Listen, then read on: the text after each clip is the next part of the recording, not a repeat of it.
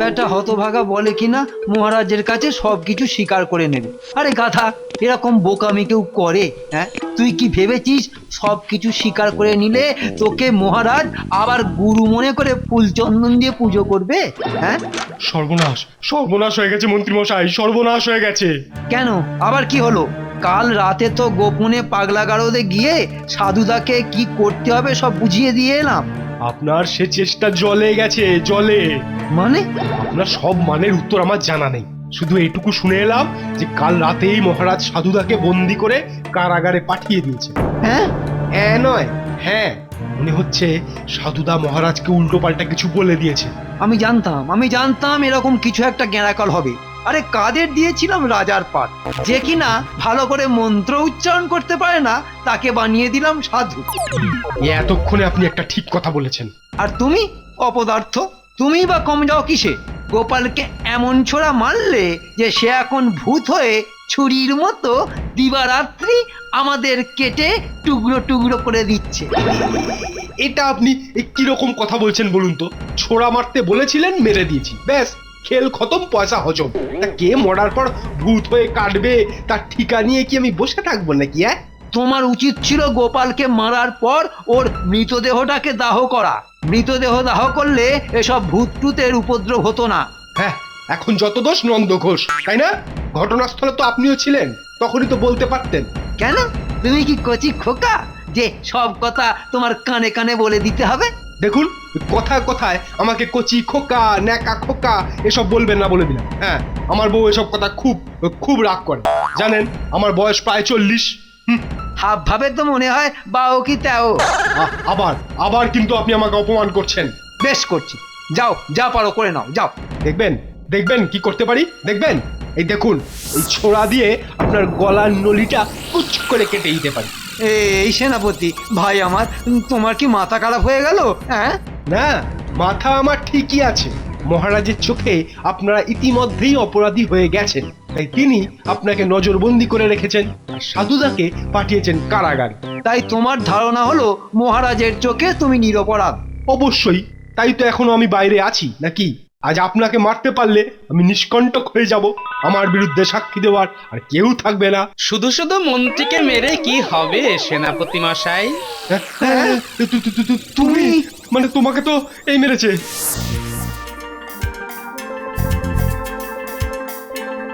মন্ত্রী মশাই, ওই দেখুন গোপাল নদীর ধারে বসে আছে, পা টিপে টিপে যাও, পিঠে ছুরিটা বসিয়ে দিয়ে চলে এসো। যাব মানে যেতেই হবে?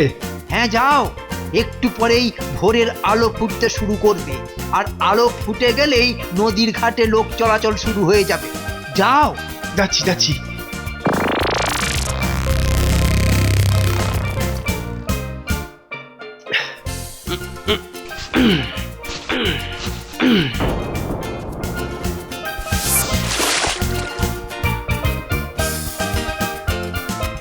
মন্ত্রী মশাই, গোপালকে মেরে ফেললাম মন্ত্রী মশাই।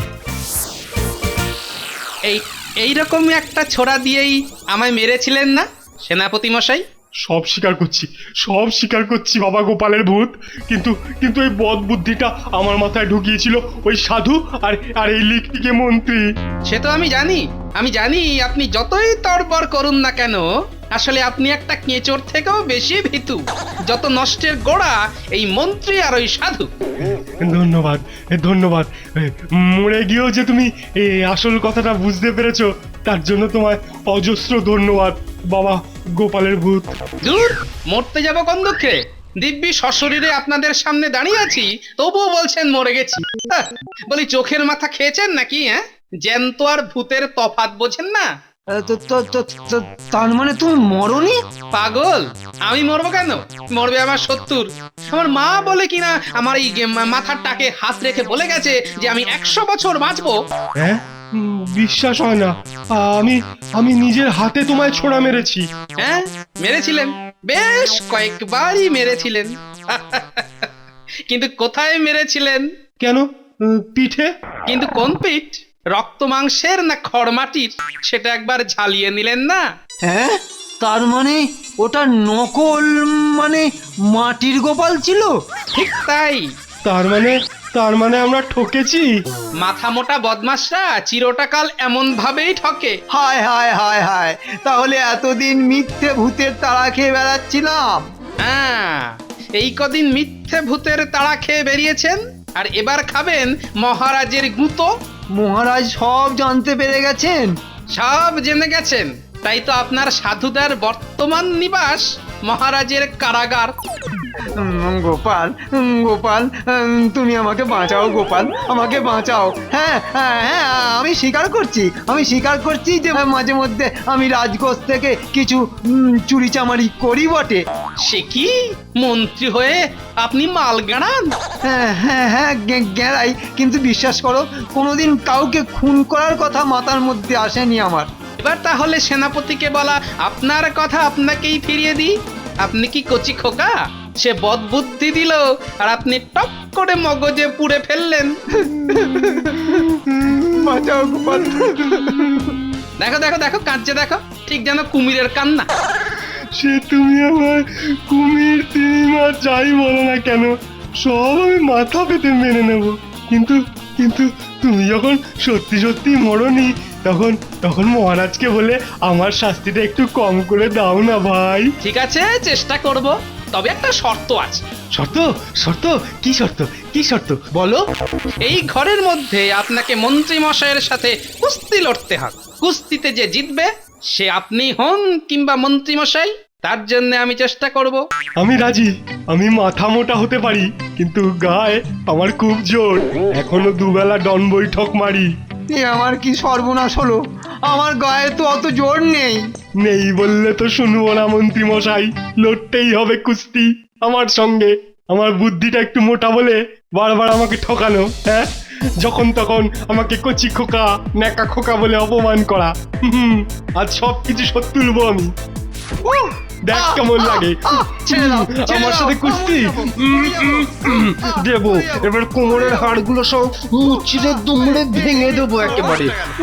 একটা তো লিখতে আমার সাথে লড়বি কুস্তি, দেখ কেমন লাগে। ঘাটটা গেল। ওরে ওরে, আর আমায় মারিসনি রে বাপ, আর আমায় মারিসনি। এরপর আর মারলে আমার ভবলীলা সাঙ্গ হয়ে যাবে রে, আর মারিসনি বাপ। কিন্তু মন্ত্রী মশাই, আপনি হার স্বীকার করে নিলে শর্ত অনুযায়ী আপনার শাস্তি কমানোর জন্য আমি তো মহারাজকে কিছু বলতে পারবো না। না বললে বলবে না, তবে এটুকু বুঝতে পেরেছি যে ভবলীলা সাঙ্গ হওয়ার চাইতে কারালীলা অনেক ভালো।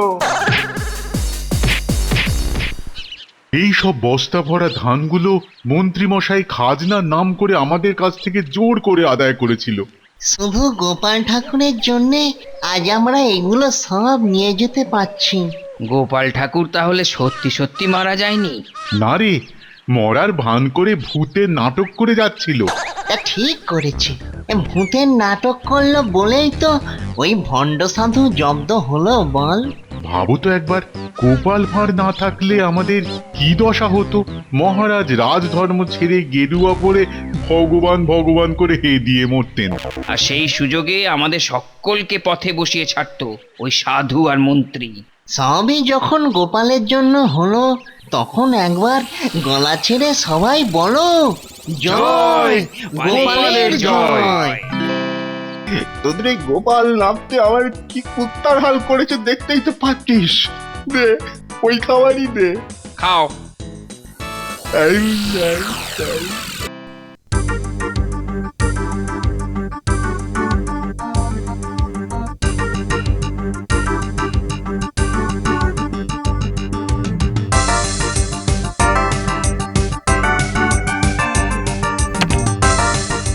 এটা কি?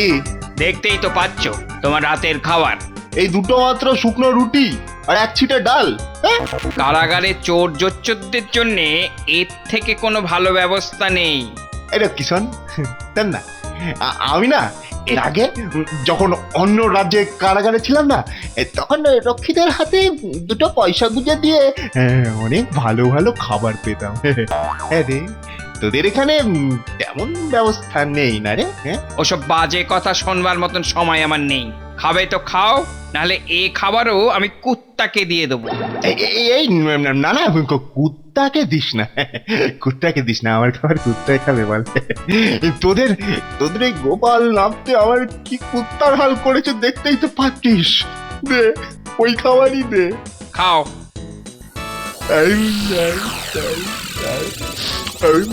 এই রক্ষী বাবা, জানিস তো আমি সাধু, সত্যি সাধু। তারপর দাঁতগুলো সব নড়বড়ে। দয়া করে একটু দুধটুক এনে দে না বাবা, একটু দে না। আমি তোকে প্রাণ ভরে আশীর্বাদ করবো বাবা। তোমার মতো ভণ্ড আর তেঁদোর সাধুর আশীর্বাদ আমার দরকার নেই, বুঝলে? এই, কি বললি? আশীর্বাদের দরকার নেই? ঠিক আছে, পয়সা ছুঁয়ে এমন অভিশাপ ঝাড়বো না। জোচ্চোরদের অভিশাপে গরুও মরে না। যা যা, খাবার থালা কেড়ে নিয়ে চলে গেল। এটা কি? এই লক্ষ্মী, এই শোন না বাবা, শোন না, অন করে মুখের গ্রাস কেড়ে নিয়ে যাস না বাবা। এই শোন না, যা চলে গেল।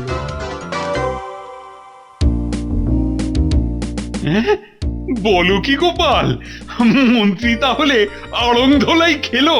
খেলো মানে একেবারে 7 জন্মের মার এ জন্মে খেয়ে নিল মহারাজ। দেখবেন বেশ কিছুদিন ও আর শির দ্বারা সোজা করে দাঁড়াতে পারবে না। আর ওই সেনাপতি? ওটা একটা মাথা মোটা গাধা। তবে আমায় বলেছে যে জীবনে আর মন্ত্রীর সঙ্গে গাঁটছড়া বেঁধে এমন অকাজ কুকাজ করবে না। হ্যাঁ, তাহলে রাজসভায় ডেকে এনে ওদের আর শাস্তি দিতে হবে না। আর প্রকাশ্যে এসব না করাই ভালো মহারাজ, তাহলে ঘরের কেচ্ছা বাইরে বেরিয়ে যাবে না। গোপাল ঠিকই বলেছে, এরপর থেকে ওই মন্ত্রী আর সেনাপতিকে চোখে চোখে রাখলেই হবে। আর তাতে যদি না শুধরোয় তাহলে তাড়িয়ে দিলেই মিটে গেল। রানীমার সাথে আমি সম্পূর্ণ একমত মহারাজ। ঠিক আছে, তাই হবে। তবে আপনাকেও একটা কথা বলে রাখি মহারাজ। আবার কি কথা? আবার কি কথা? ওই যখন তখন যার তার কথায় দুম করে নেচে ওঠা আপনার একটা বড় বাজে স্বভাব মহারাজ। কে না কে এসে বলল ভগবান দেখাবো, আর আপনি অমনি কচি খোকার মতো দুহাত তুলে। কি হলো, এবার উত্তর দাও। বিয়ের পর থেকে দেখে আসছি কথায় কথায় পরের তালে তাল মিলিয়ে নেচে ওঠা। ঠিক আছে, একবার তো নিজের ভুল স্বীকার করেই নিয়েছি, তারপর আবার খোঁচা দাও কেন বলো তো? ও বাবা, আপনি তাহলে আগেই মহারানীর কাছে ভুল স্বীকার করে নিয়েছেন। দেখো কাণ্ড, এটা তো জানতাম না আমি। তা গোপাল, ওই জোচ্চোর সাধুর কিছু ব্যবস্থা ভেবেছো নাকি? ভেবেছি মহারাজ। কি ভেবেছো? কাল সর্বসমক্ষে ওর জটা দাড়ি চেঁচে মাথায় ঘোল ঢেলে উল্টো গাধায় চাপানো হবে। তারপর সারা রাজ্য ঘুরিয়ে গাধা থেকে নামিয়ে দেওয়া হবে। আর তারপর একটা, না থাক, ওটা আজ বলবো না, ওটা হবে সাধু তাড়াবার বিশেষ চমক। কি হলো মন্ত্রী, তুমি অমন বেঁকে চুরে গেছো কেন? আজ সকলের সামনে এক ভণ্ড সাধু বাবার শাস্তি দেবো আমি।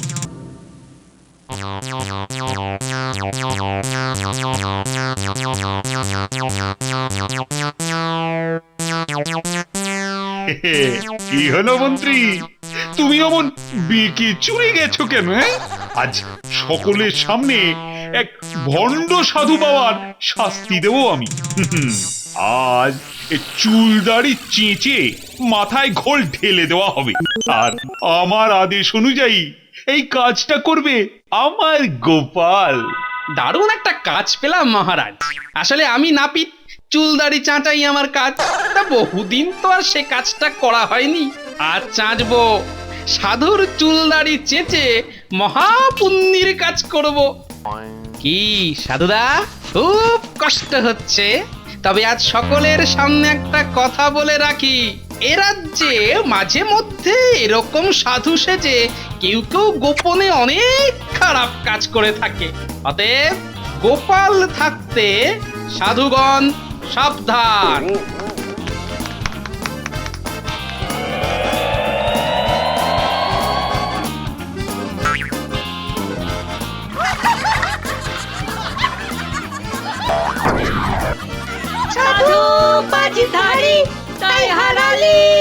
জটা দাড়ি উল্টো গাধায় চড়ে তুই চললি জমের বাড়ি সাধু পাঁচধারি তাই হারালি জটা দাড়ি উল্টো গাধায় চড়ে তুই চললি জমের বাড়ি সাধু পাঁচধারি তাই হারালি জটা দাড়ি উল্টো গাধায় চড়ে তুই চললি জমের বাড়ি।